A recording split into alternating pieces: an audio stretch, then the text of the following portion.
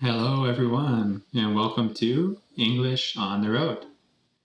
Today, we are talking about countries that can claim they're the oldest in the world. So, what does claim mean? Why does it say that can claim? It's because they have a reasonable case. Maybe it's not 100% true that they're the oldest country in the world, but they can claim that they are. So I'm basing this podcast off an article from the website engoo. Okay, one of my favorite websites for learning English, engoo. So, what do you think is the oldest country in the world? If I had to guess, I may say maybe Egypt. I'm not sure. We're going to find out. At the beginning of the article, we have vocabulary. First one is historian. A historian is a person who studies or is an expert in history. Historians have been intrigued by Amelia Earhart's story since her disappearance in 1937. Don't really know what happened to her, Amelia Earhart. The next word is evidence. It's a fact, an object, or something that shows something is true. Let's read the example sentence. The new evidence gives us greater insight into how the Neanderthals lived. Neanderthals.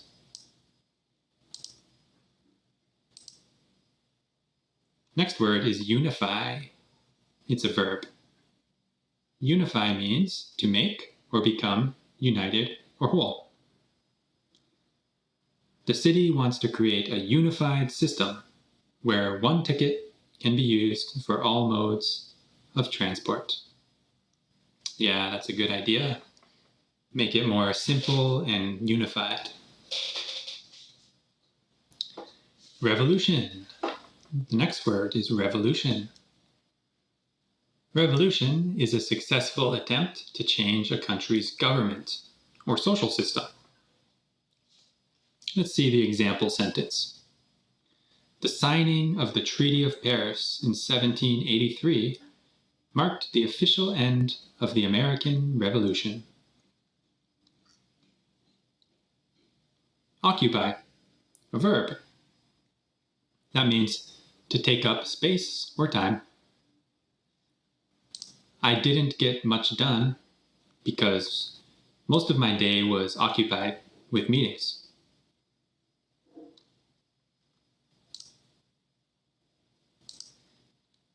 And the final word, empire. A group of countries controlled by one person or government. At its height, the Roman Empire stretched from Britain in the northwest to Egypt in the southeast. And here's a picture of the Roman Empire. It's quite large. Okay, so that's the vocabulary. Now let's look at the actual article to find out which countries can claim they're the oldest in the world. I'm going to read the article. When the first humans began to walk around the planet, the world was a very different place. There were no borders. There were no maps, let alone lines on maps separating one area from the next. Let alone. This is an important phrase right here. It's when you say there were no borders, no maps, let alone lines. You could also say there were no maps and there were no lines. But instead, we just say let alone. So making a list of the world's oldest countries is very difficult. Borders are still changing today. However, that hasn't stopped people trying to find an answer to the question. What is the oldest country? Historians often try to look back at the evidence of the first time a country organized a government or something like it, some kind of government. No, maybe I was right. By that measure, Egypt is thought to be one of the oldest countries. That was my guess, Egypt. Perhaps the very oldest. According to tradition, King Menes unified a large part of the area we know now as Egypt. And that was when the country was first formed. Historians believe this happened around the year 3150 BCE. However, some say Iran is even older. Its first large city is thought to have been built around 3200 BCE. But it's not clear if this is enough to mean that it was the beginning of the country's history. So it seems quite close, right? These two. In fact, others might argue that the history of the country as we know it only began with the Iranian Revolution of 1979. You can see why it's such a difficult question. And that's true, because we have to ask, what makes a country? What is a country, right? So there is evidence of very old forms of government in parts of China and Greece, India and Armenia, and many more places, thousands of years ago. But most of these occupied small areas of the present day countries. So the modern country would have been much, much larger than what these small forms of government were back then.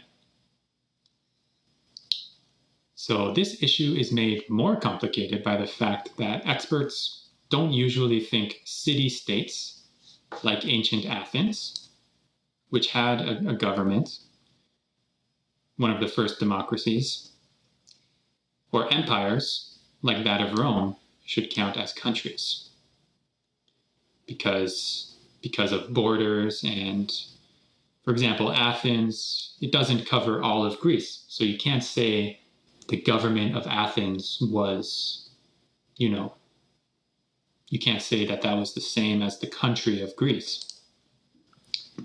Meanwhile, Guinness World Records has an entry for the world's oldest republic that still exists today, the tiny European state of San Marino.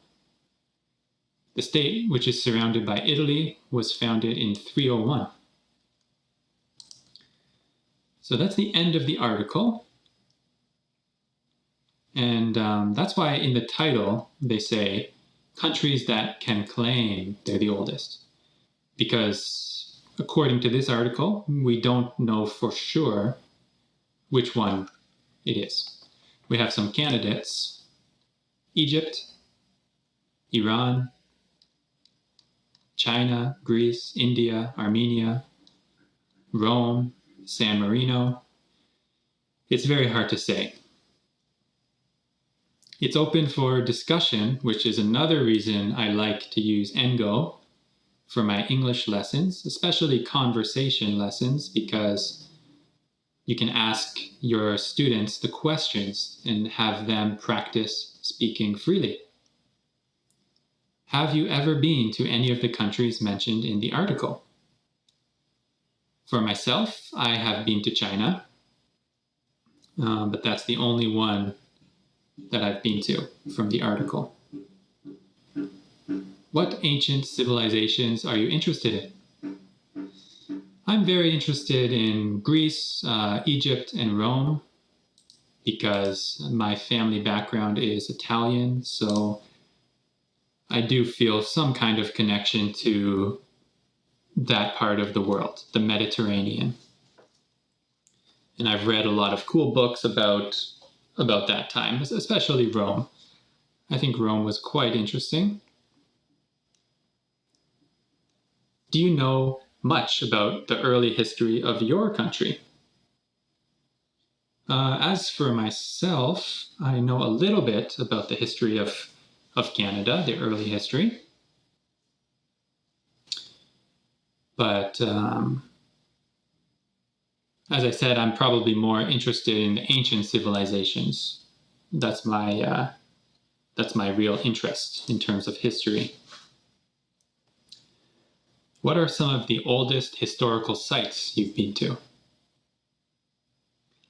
I don't know. I don't think I've really been to many old historical sites. There may have been some places in China that I visited. I don't remember.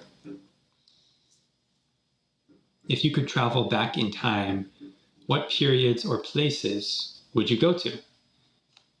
I've often thought about this question. It's a very good philosophical question. It's a good way to start a conversation because there's so many answers that you can say. For me, I would like to go back to Canada before the Europeans colonized. I would love to see what my hometown looked like before. Obviously, the nature, the trees, and the animals would be the same. So, in some sense, I would feel very familiar and comfortable with the place. But the culture and the people would be different. So, I would love to go and see what that is like. That's my choice. Further discussion. Did you enjoy studying history in school? Somewhat. For me, I studied music, so yeah, to be honest, I really liked music history. All the different musical eras of Western music, the Renaissance, medieval, Baroque, classical, romantic. And by the way, I love classical music, so I love Beethoven, I love Bach, I love all of this stuff. So I think it's very cool, very interesting to study. What countries would you like to visit for their history? I would have to go to Egypt or Rome. I think those are my choices.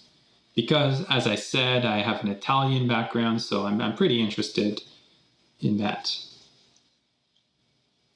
What parts of your country would you recommend to lovers of history? Which parts of Canada would I recommend? I would probably recommend a place called St. John's. It's in a province called Newfoundland. And they say that this is the oldest city that was settled by the Europeans, right? So I think there's a lot of history there. What are the coolest historical artifacts you've seen in person? I'm not really a big person to go to a museum or to see these things, so on this question, I would have to pass. I don't really know. I don't think I have an answer. Historical artifact, by the way, it's like an object, like a cup or a sword or something from history. Who are the biggest history buffs you know?